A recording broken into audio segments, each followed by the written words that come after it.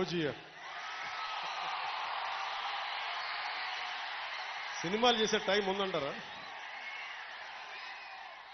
ఎలాగా మాట ఇచ్చాం కాబట్టి ముందు ఒక 3 నెలలు మీ కనీసం మీరు నన్ను తిట్టకూడదు, కనీసం ఒక్క రోడ్డు గుంతలు కూడా వేయలేదని తిట్టకూడదు కదా మీరు నన్ను. కనీసం గ్రామాలకి కొత్త రోడ్ల కంటే ముందు రోడ్లు గుంతలు పూడ్చి పాట్ హోల్స్ పూడ్చి మళ్ళీ మీరు తిట్టకూడదు కదా. నిన్ను ఎన్నుకుంటే మళ్ళీ నువ్వు వెళ్ళి ఓజీ ఓజీ చేస్తామని మనల్ని క్యాజీ అంటే నేను ఏం చెప్పను.